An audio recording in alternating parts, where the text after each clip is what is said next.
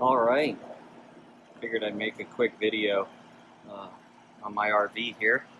I've got 3 air conditioning units on the roof of my RV. They pull a lot of amperage. I've been looking for a way to make them more efficient so that I can run 2 instead of trying to run all 3. Watched a few videos, didn't really see anything spectacular or any great ideas that would improve it.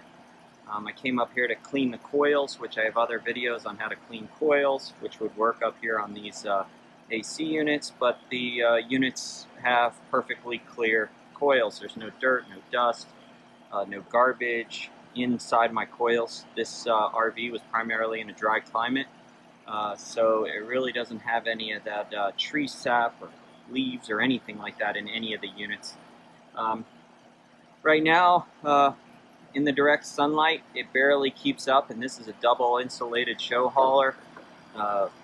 In the 110 degrees, they ran pretty much consistently. We like to keep our coach around 70 degrees inside during the day, so after you go out on the beach, you can come in and cool off. That might be asking a lot of these units, and I understand that. I understand they have their limitations. So I have colemans. I believe them to be 13,500 units.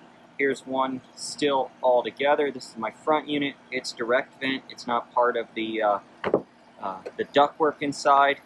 This unit here has its own ductwork on one side of the coach. This one didn't stop running pretty much the entire time we were at the beach. And then back here, I'm going to show you what I did.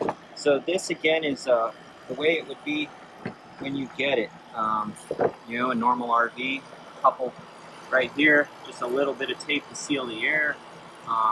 It's leaking all through these joints into your coil. This metal's exposed. You do have the plastic shroud, but you can imagine that starts to sweat because that's where your coil is. It does have a foam block around your fan, which is pulling the cold air through, and I guess insulating that to an extent, but it's not a ton of insulation in that. And of course, the hotter the changeover of air, the more your pump, the more amperage it's going to draw. This one's working. It's currently on. You can probably hear it. So this is what I have. So, and this is fresh taken off. You can see that the tape is torn. Over here, on this unit, I bubble wrapped it. This gave me a huge difference because, this has an R value and it's a 1/4 inch thick, so my cover might be a little tight on this one side here, but it is, flexible. It'll go over, there's enough room. And I basically did it over the top of the unit, and now I sealed the unit and taped it, all the joints before taping these joints and making it thing. Now, on these corners, I did not roll it over. I cut it so that there wouldn't be a buildup here. I ran it all the way down to the front of the unit here and taped it in a few spots. So now a lot of that heat's going to be able to stay in, a lot of the air conditioning will be able to stay inside the unit, inside the coil, and then the heat will radiate. This is reflective, so a lot of that heat should reflect out and should not be able to get as easily into there. I'm seeing quite a bit difference in my amp draw. Definitely a huge improvement. I just wanted to share this because there's people out there right now that only have one air conditioning unit and want it to work a little better. Now, like I said, I have colemans. One of my other RVs has a Dometic. I haven't tried it on that. So take that. You might have to take the cover off and see if you're able to go, and add this over top of it like this one is. This is how I started. So I'll go through, after I tape it, I'll show you guys what it looks like. All right, here's the next step. Now this unit is sealed.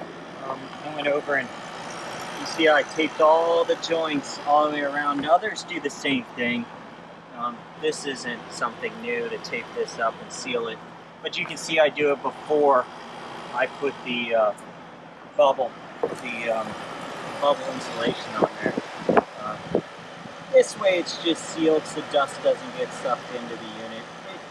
In dusty areas, this probably doesn't give you a whole lot of efficiency improvement as much as it just gives you from having the dust and the other debris get into your system and into your equipment. Hey, here's my bubble wrap. It's a 3-foot wide roll. All I'm doing, here's my unit. I'm putting it over it. I'm lining it up with the edge here because this is where your air comes out. So you really have no benefit by doing anything in this area. I am covering it to stop that radiant heat from going in since I have it. It really doesn't cost anything else to run it over. And then I'm going to trim it on this side.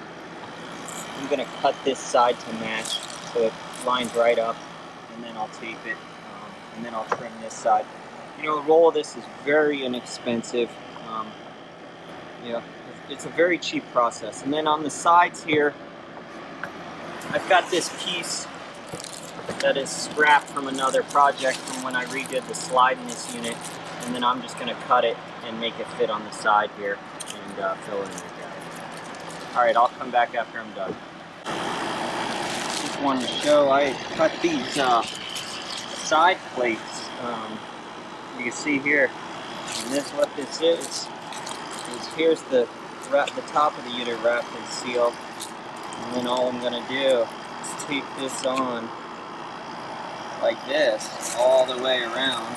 This stops me from doubling over this edge. If I went like that, it would be too thick. And I just tape that on all the way to the front. I'll put a little piece of tape here at the bottom and seal that up. It's just me today, so I have no way to hold the camera and do all this work. But there's how that goes. Here's that unit with the whole side. Here's the completed unit. And you can look in there, you can see the insulation on the front, just barely the cover. Both sides. It just needs to have quieted it down a little bit from the outside. Potentially from the inside, a little bit of shell. But that's it. Cover goes right back on. No changes to the outside. Looks identical. You won't be able to tell from the roof. Unless you're really looking, and definitely not be able to tell from the ground. Alright.